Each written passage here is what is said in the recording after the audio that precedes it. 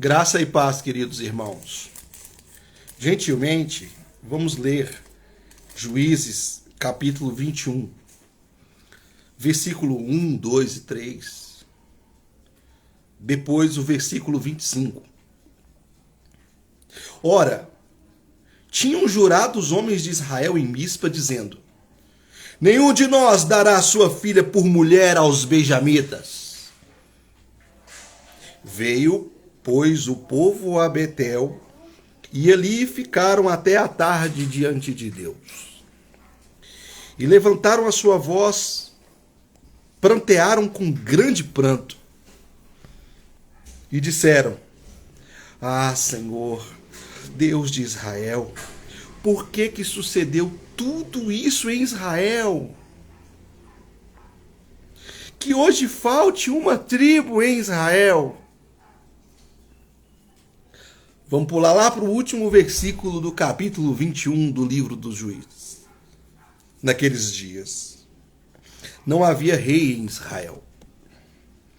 Porém, cada um fazia o que parecia reto aos seus olhos. Até aqui a leitura da palavra. Senhor, nesse momento nós queremos colocar diante de Ti as nossas vidas. Que a graça do Senhor possa nos alcançar, possa preencher nosso coração, que possamos crer e entender tudo o que os profetas revelaram na Sua palavra. Que o Senhor abasteça o nosso espírito com o Teu entendimento. Que o Senhor enche a nossa alma do gozo do Senhor e da graça do Senhor. Que possamos, nesse momento, ser esclarecidos no nosso entendimento por aquilo que a Tua palavra nos ensina. É o que eu te peço agora pela minha vida, pela vida dos meus irmãos e das minhas irmãs que me ouvem, para a honra e glória do Teu nome. Amém e amém. Bem, é o seguinte, nós estamos aqui no último capítulo do livro dos Juízes. E nós lemos aqui agora um grande drama que a nação de Israel estava vivendo. Será que nós vamos perder uma das tribos de Israel? Nós que somos um povo das 12 tribos. Vai acontecer essa catástrofe? Vai acontecer esse mal? É uma indagação, é uma preocupação do povo. E no último versículo que eu li, que é o último versículo do livro dos Juízes, nós temos uma narrativa do que estava acontecendo.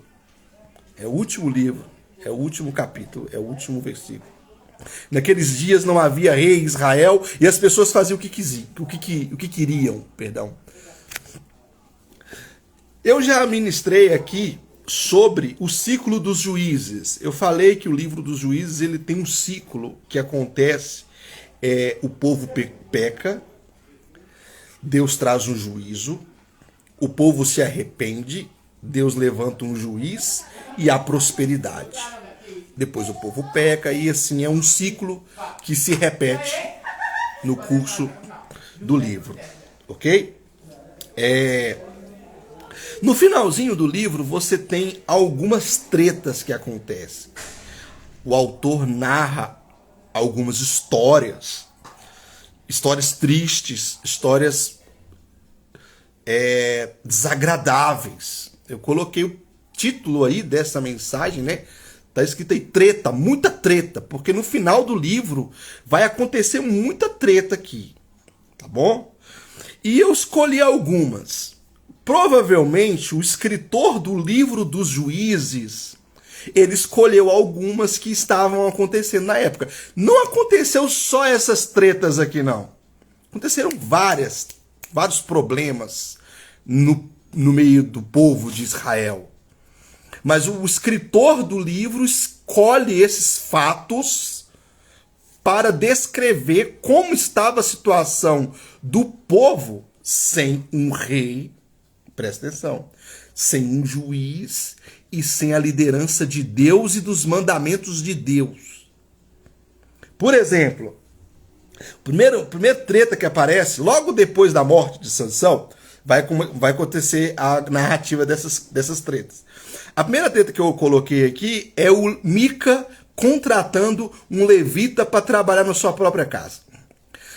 Cara, isso é um absurdo muito grande. Esse homem encontrou um levita que estava peregrinando e falou com ele: olha, vem ser levita da minha casa.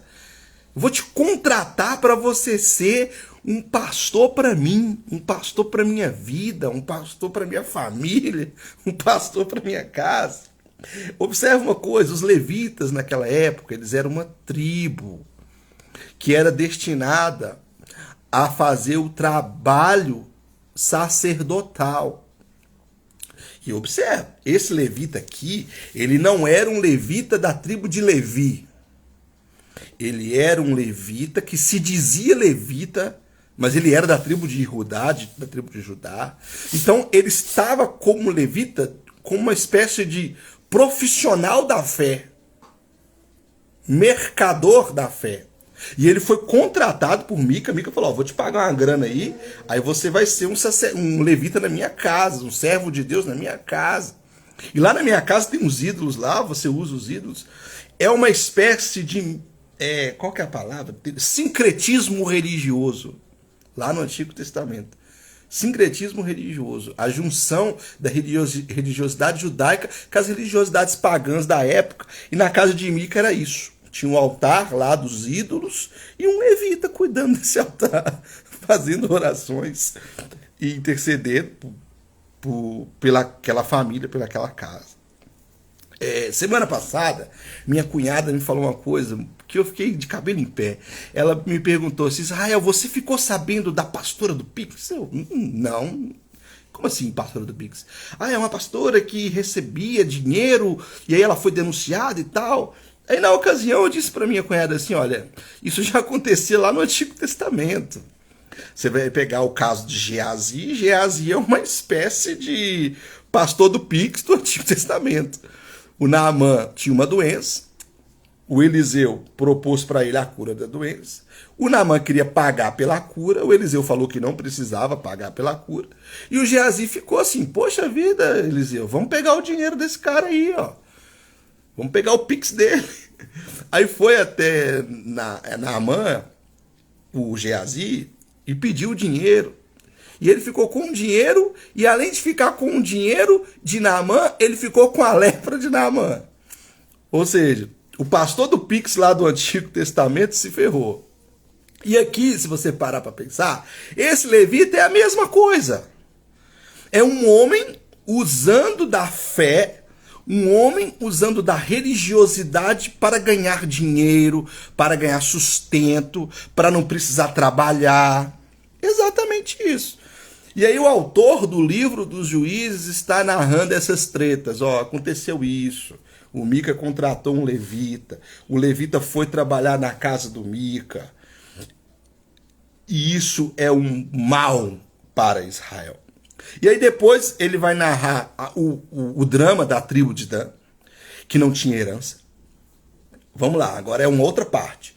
Quando Israel chega na terra prometida, eles conquistam parte da terra. E a terra tinha que ser dividida conforme foi estabelecido por Moisés, antes de Moisés morrer. Moisés morreu, depois Josué morreu, e algumas tribos ficou sem herança. Algumas tribos ficou sem território. E essa tribo de Dan passou a vagar no Crescente Fértil, na região de Canaã, sem um território para ocupar. Isso é mais um drama que é narrado no livro dos Juízes. Uma outra treta que eu coloquei, muita treta, só treta que está acontecendo aqui, é o abuso da mulher do levita. Isso é muito sério. O que aconteceu? O levita, ele tinha uma esposa, uma concubina, e ele vai repousar na casa de um homem de Israel. Quando você for ler a Bíblia, você vai entender uma coisa muito interessante. Os profetas, é como se isso fosse uma ordem de Deus. Os profetas, eles mostram a pecaminosidade dos homens, mas em contraste a essa pecaminosidade, ele mostra a santidade dos homens. Ele mostra os homens que estão burlando os mandamentos e ele mostra os homens que estão cumprindo os mandamentos. Observa isso. Quando o autor dos livros do Antigo Testamento vai narrar as histórias, ele não isenta as pessoas dos seus pecados. Quem cometeu o pecado aparece. O pecado aparece e aparece mesmo, acabou. E agora aqueles homens de Deus que cumprem os mandamentos de Deus, a santidade também aparece. É o caso aqui do levita. Por quê? O levita chega na casa de um senhor e os homens de Gibeão decidem, olha só que absurdo, abusar sexualmente do levita. Eles batem a porta da casa do homem e falam: tem um homem aí na sua casa, traz ele para fora que nós queremos abusar dele. Sabe o que esses homens de Gibeão queriam? Eles queriam estrupar o levita. Que absurdo isso. E aí, o homem, para cumprir um mandamento de Deus, que é o mandamento de cuidar dos hóspedes, ele fala assim: olha, então é o seguinte, vocês não vão abusar do levita. Eu tenho uma filha virgem, vocês podem abusar dela. Agora, você está ouvindo isso, deve achar um absurdo. Falando, caramba, meu Deus. Ele deixou com que os homens de Gibeão abusassem da filha, mas não deixou que abusassem do levita. Você vai pensar assim, não, mas isso é uma coisa absurda. Não é do ponto de vista da lei judaica, da tradição judaica. O povo de Israel, eles têm um entendimento, até hoje eles têm um entendimento. Nós éramos hóspedes no Egito.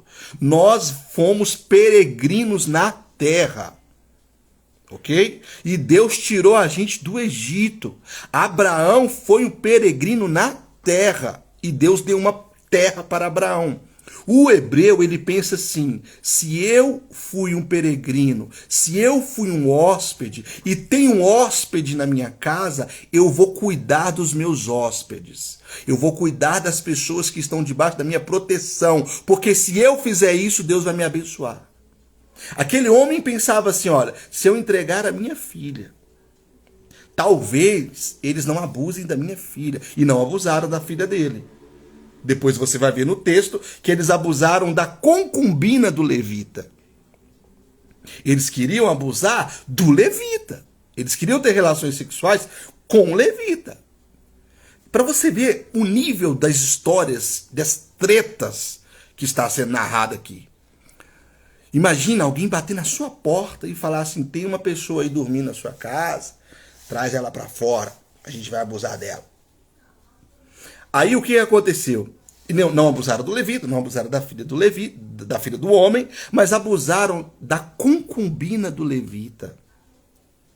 E abusaram dela até a morte. Quando ela chegou no outro dia, ela estava perecendo e ela morreu nos braços do levita.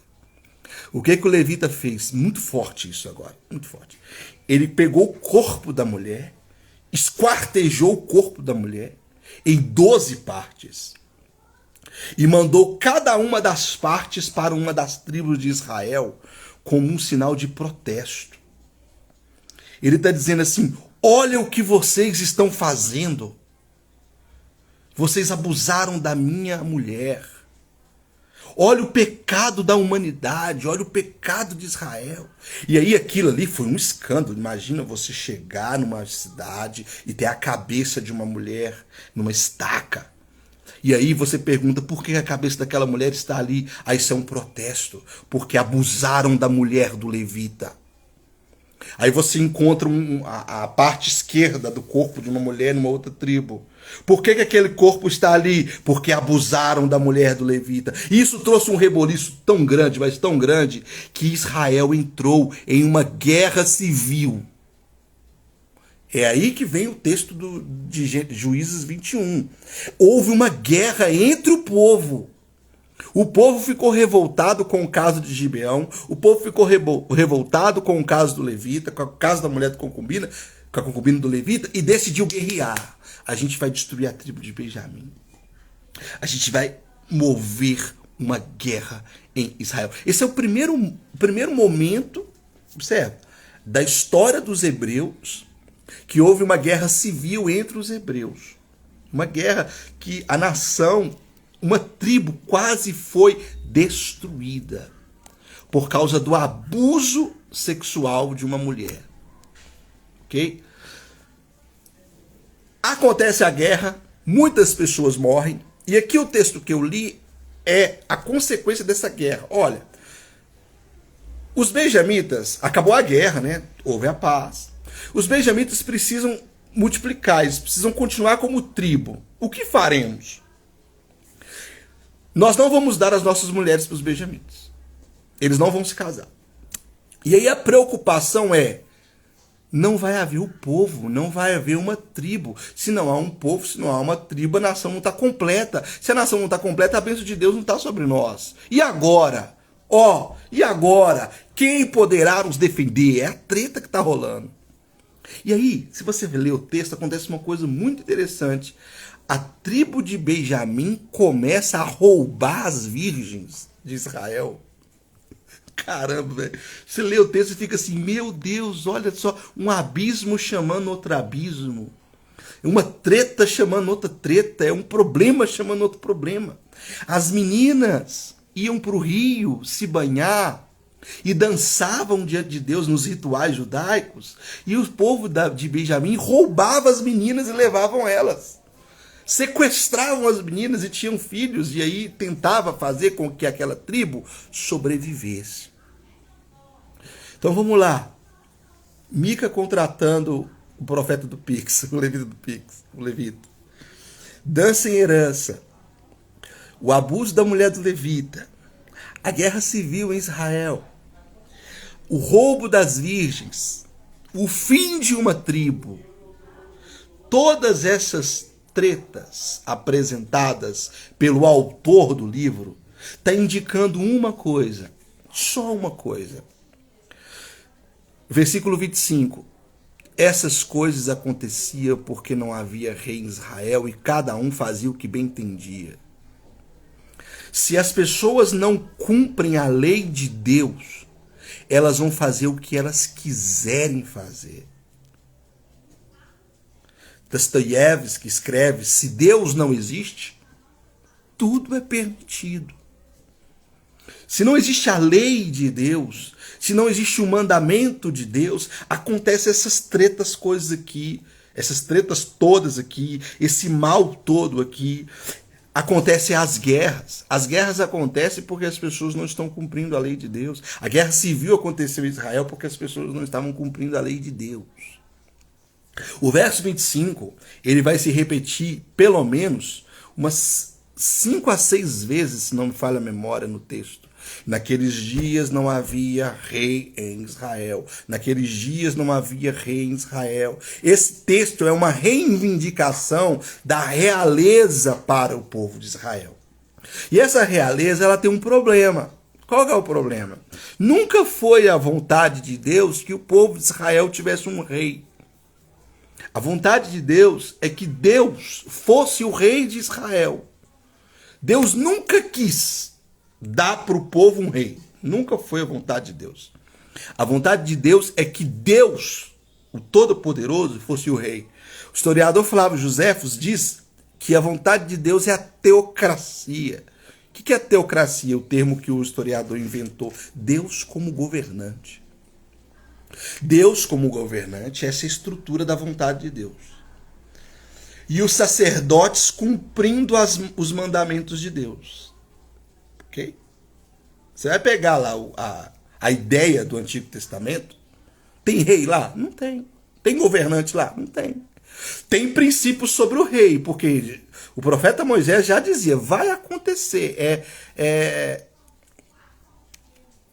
inescapável, vocês vão ter um rei, vai chegar um momento na história de vocês que vocês vão ter, a gente sabe disso. Então eu vou deixar escrito aqui as leis da realeza. Você lê lá o Antigo Testamento, tem as leis da realeza. Só que a hora que vocês tiverem um rei, vocês estão ferrados, porque esse rei vai aprontar, porque Deus, ele sempre tratou a humanidade conforme a realeza. Quando Adão foi criado por Deus, ele foi criado a coroa da criação. Ele é a realeza da criação. E ele pecou, e quando ele pecou, ele colocou toda a criação em queda.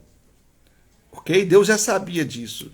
Da treta que ia acontecer quando houvesse um rei em Israel. Porque a ideia do rei é a ideia do representante. Se o rei faz o bem, o povo prospera. Se o rei faz o mal, o povo não prospera. E houve na história de Israel muitos reis. Muitos reis. Tem um livro, né, no Antigo Testamento, o livro dos reis. E os primeiros reis que houve em Israel, você pega o primeiro rei de Israel, foi o rei Saul. O rei Saul, do ponto de vista teológico, ele foi um ótimo rei. Um ótimo rei.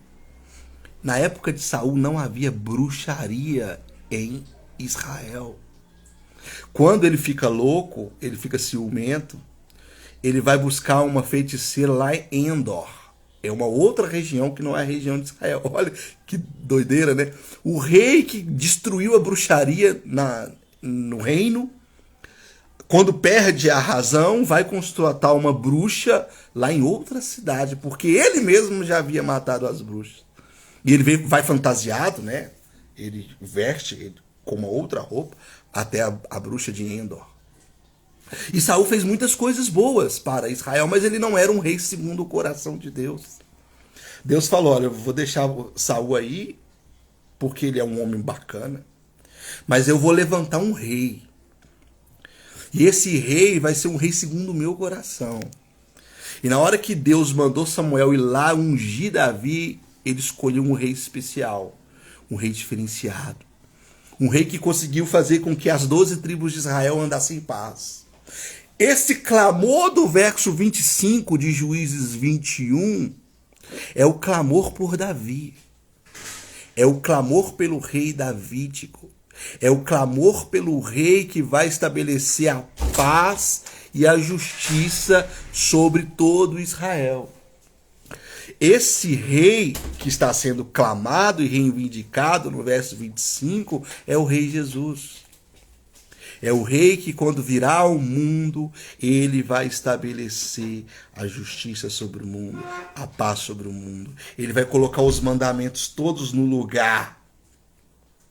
E quando ele fizer isso, todas essas tretas aqui vão cair por terra. Qual que é a ideia dessa mensagem, pastor Israel? Reivindicar Cristo no coração para colocar a realidade em ordem.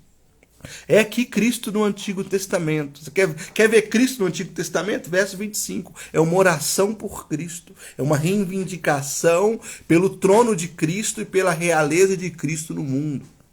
E a hora que Cristo vier, a hora que Cristo reinar sobre as instituições, sobre o meu coração, sobre o seu coração, essas tretas todas que eu narrei aqui, que o autor do livro de Juízes narra, vai acabar. O que a gente espera hoje? A gente espera o reino de Deus. Nossa esperança não é a ideologia política da esquerda nem da direita. Nossa esperança não é um partido político que vai trazer o bem. Nossa esperança é o reino de Deus manifesto na pessoa bendita de Jesus Cristo. Porque só Ele, ao reivindicar o seu trono, a estabelecer o seu trono no universo. A gente acredita nisso, tá? Nós, crentes, acreditamos que um dia o universo será governado pelo Rei dos Reis, o Senhor dos Senhores, a saber, Jesus Cristo, nosso Senhor. Na hora que ele sentar no trono, todas essas tretas aqui vão passar. Vai acabar os falsos profetas, vai acabar as guerras, vai acabar a injustiça, vai acabar o genocídio. O que está acontecendo aqui, em Juízes 21, é o genocídio da tribo de Benjamim, de um povo. Isso é muito sério. Vai acabar genocídio, vai acabar guerra, vai acabar os rumores de guerra, vai acabar os abusos sexuais, os estupros, os assassinatos, as dores, as angústias e as tristezas, porque Cristo será o nosso Senhor. Ele será o nosso Rei. E ele assentará não só no trono de Jerusalém, mas ele vai se assentar no trono do universo e vai governar com justiça e equidade. Um beijo no seu coração, que você fique com essa palavra E que você leia esses textos dessa forma. Leia esses textos de Juízes. Juízes 17, 18, 19, 20 e 21. 5 capítulos. Leia eles dessa forma, com essa chave. Tudo que está acontecendo aqui é a ausência de Cristo. Tudo que está acontecendo aqui é a ausência do rei, a ausência da lei. Sem lei, sem rei. Sem rei, sem lei. É a ausência do príncipe da paz. É a ausência de Deus. E se a minha vida tiver a ausência de Deus, é só essas treta. Muita treta. Um beijo no seu coração. Que Deus te abençoe.